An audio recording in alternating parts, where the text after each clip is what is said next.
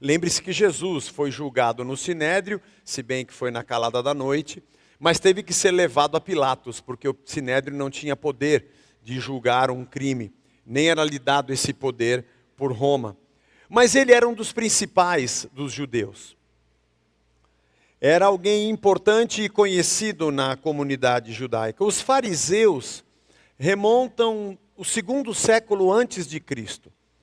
Um pouco depois da morte de Alexandre o Grande, quando o Império Romano é dividido em 4 tetrarquias, e o povo ali de Judá fica entre 2, os Seleucidas e os Ptolomeus, que estão sempre em guerra pela região, e eles estão ali nesse meio.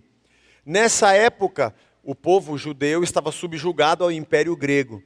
Na verdade, desde 580 a.C., são subjugados à Babilônia, depois aos medos e aos persas, e depois aos gregos, e mais tarde aos romanos.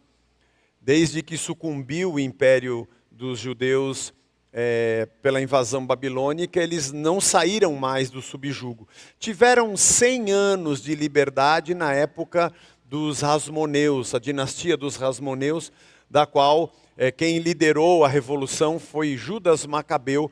O livro dos Macabeus não é bíblico, mas é muito interessante conhecer a história. É nesse período que também acontecem algumas coisas terríveis para o judeu, porque havia uma helenização da fé, ou melhor, da cultura toda. O mundo estava se helenizando. Helenização porque Grécia em grego é Hellas. Então é uma helenização.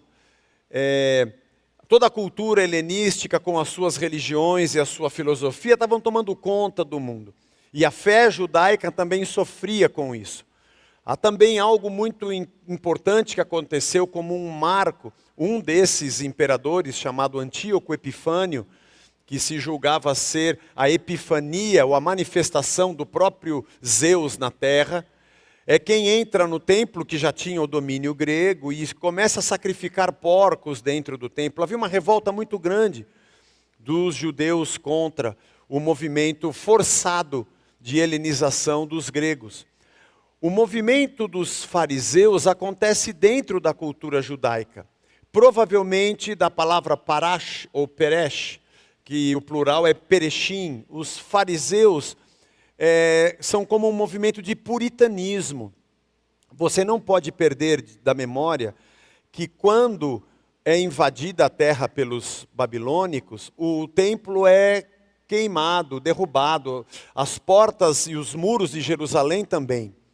E eles passam por uma grande reconstrução só na época de Ciro, o rei da Pérsia. Apesar de terem retornado depois de 70 anos, havia muitos escombros.